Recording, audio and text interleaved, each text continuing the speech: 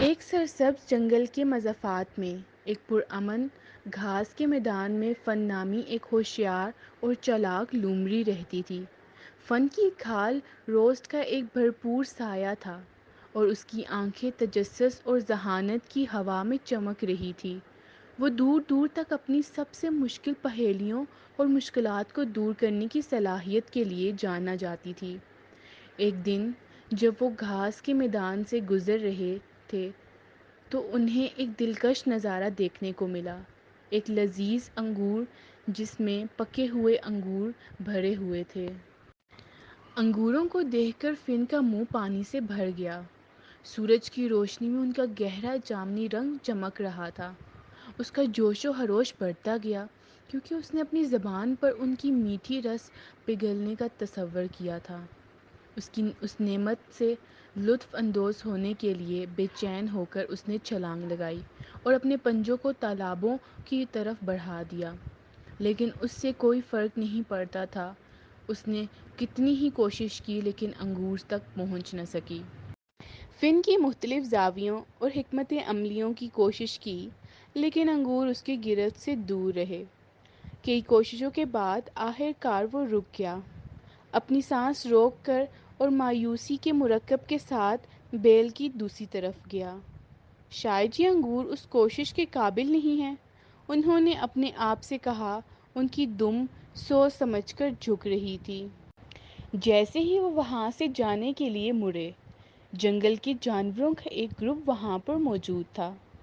فن کی کوشش سے متاثر ہو کر اس کے پاس گئے اور انگوروں کے بارے میں دریافت کیا۔ فن جو اب بھی اپنی ناکامی سے ہوشیار تھا، اس نے اپنا پنجہ جھٹلاتے ہوئے کہا، او یہ انگور تو ویسے بھی کھٹے ہیں، شاید یہ کھانے کے قابل بھی نہ ہوں۔ جانوروں نے تجسس بھری نظروں کا تبادلہ کیا۔ اس سے پہلے کہ ان میں سے ایک عقلمند بوڑھا الو بولا، پیاری لومڑی، ایک ایسا لگتا ہے کہ انگوروں کے لیے آپ کی خواہش نے آپ کو ان پر کھٹا لیبل لگانے پر مجبور کر دیا ہے کیونکہ آپ ان تک پہنچ نہیں سکتی۔ کیا یہ ممکن نہیں کہ آپ کا فیصلہ آپ کی اپنی مایوسی سے متاثر ہو؟ اس الو کی بات سن کر فن کے کان کھل اٹھے اور وہ سوچنے لگا۔ الو کی بصیرت نے اس کے دل کو چھو لیا اور اسے احساس ہوا کہ اس نے اپنی ابتدائی ناکامی کو انگور کے بارے میں اپنے تصور پر اثر انداز ہونے دیا تھا۔ شرمندگی کی ایک لہر نے اس کے گالوں کو رنگ دیا اور اس نے اپنا گلا صاف کر لیا۔ تم ٹھیک کہہ رہے ہو، فن نے اعتراف کیا اور اس کی نظر انگوروں کی طرف لوٹ گئی۔ میں نے اپنی مایوسی کو اپنے فیصلے پر اثر انداز ہونے دیا۔ ان انگوروں کی تعریف کرنے کے بجائے جن تک میں پہنچ نہیں سکتی، میں نے اپنے فخر کو بچانے کے لیے انہیں کھٹا کہہ کر مسترد کر دیا۔ عقل مند الو نے رضامندی سے سر ہلایا۔ یہ پہچاننا ضروری ہے کہ جب ہمارے جذبات ہمارے تصورات کو متاثر کرتے ہیں، انگور کھٹے بھی ہو سکتے تھے اور میٹھے بھی، لیکن ہمارے فیصلوں کی بنیاد متسابانہ رد عمل کے بجائے منصفانہ جائزے پر رکھنا بہت ضروری ہے۔ الو کی دانائی سے متاثر ہو کر فن نے ایک مختلف نقطۂ نظر اپنانے کا فیصلہ کیا۔ وہ پیچھے ہٹ گیا اور صورتحال پر زیادہ معروضی طور پر غور کیا۔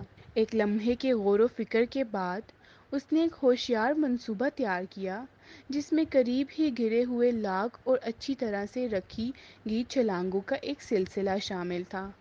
اپنے دل میں عزم کے ساتھ اس نے اپنے منصوبے کو بے عیب طریقے سے وہ انگوروں تک پہنچنے میں کامیاب رہا۔ جب اس نے پہلے انگور کا ذائقہ چکھا تو اس کی مٹھاس اس کے ذائقے میں پھیل گئی، جس سے کھٹے پن کی کسی بھی تصور کو ختم کر دیا۔ دوسرے جانور حیرت سے دیکھ رہے تھے۔ جب فن اپنی کوشش کے پھل کا مزہ لے رہا تھا، وہ مسکرایا اور نہ صرف انگور کے ذائقے کا مزہ لیا بلکہ اس سبق کا بھی مزہ لیا جو اس نے سکھایا تھا۔ فن نے محسوس کیا کہ انگور کبھی بھی واقعی کھٹے نہیں تھے، یہ ان کا تصور تھا جو ان کی ابتدائی ناکامی سے داغدار ہوا تھا۔ معروضیت کی اہمیت کے لیے ایک نئی تعریف کے ساتھ انہوں نے اپنی کہانی کو دوسرے جانوروں کے ساتھ شیئر کیا، جس میں انا یا مایوسی کے اثر کے بغیر حالات کا جائزہ لینے کی اہمیت پر زور دیا گیا تھا۔ اور اس طرح پرسکون گھاس میں جہاں سورج گھاس کو گرم کرتا رہا اور جنگل اپنے رازوں کو سرگوشی کرتا رہا، فن کی عقل مند لومڑی اور انگوروں کی کہانی اس بات کی یاد دہانی کے طور پر کام کرتی ہے کہ ہمارے فیصلوں پر جذبات کے بادل چھائے ہوئے ہوتے ہیں، اور یہ کہ ایک دوسری نظر اکثر ایک مختلف حقیقت کو ظاہر کرتی ہے۔